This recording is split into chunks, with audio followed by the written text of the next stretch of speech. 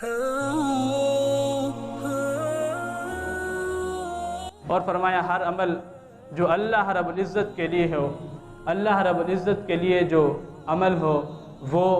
عبادت ہے، اور جو اللہ رب العزت کے لیے نہ ہو وہ عبادت نہیں ہے۔ کس طرح؟ اب یہ نماز ہے، انسان نماز ادا کرتا ہے، فرض نماز ہے، اسی نماز کو ہم دیکھ لیں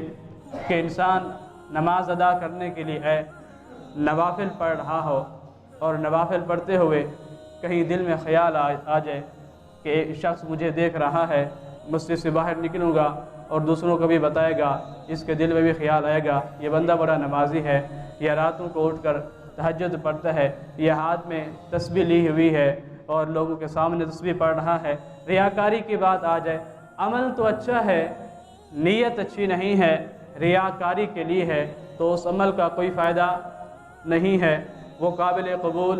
نہیں ہے۔ وہ عمل جو انسان بظاہر تو اچھا ہے، نیت اس کی اچھی نہیں ہے، ابھی اس نے 2 رکعت نماز نفل نہیں پڑھنی تھی اور دیکھا کہ کوئی شخص آ گیا ہے، مجھ سے بڑا ہے، یا میرا باس آ گیا ہے، یا مولوی صاحب آ گئے ہیں، اب یہ کیا کہیں گے، اس نے نفل نہیں پڑھی، اٹھ کے جا رہا ہے، چلے 2 رکعت نماز نفل پڑھ لیتا ہوں، اس کا ثواب نہیں ہے۔ اور یہ اللہ کے لیے، جو سب سے پہلے میں نے عرض کیا، لوجہ اللہ،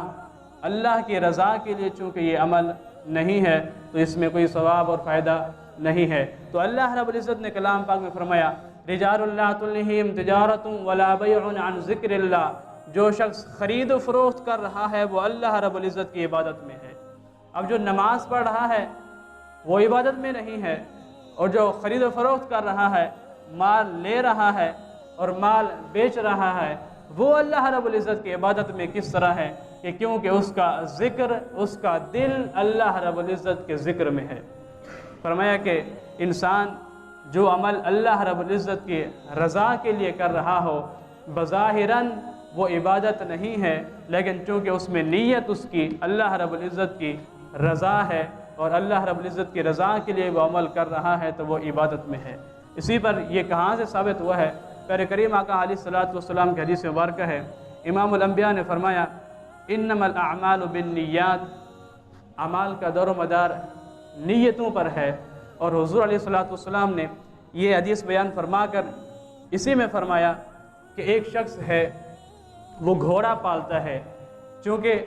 اس زمانہ میں جو جہاد ہوتا تھا اس کے لیے جو سواری ہوتی تھی وہ گھوڑا ہوتا تھا۔ امام الانبیاء نے فرمایا کہ ایک شخص ہے وہ گھوڑا پالتا ہے،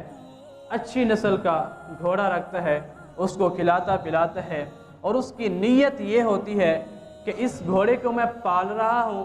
اس کو چارہ ڈال رہا ہوں، اس کی اچھی خدمت کر رہا ہوں، اور جب کبھی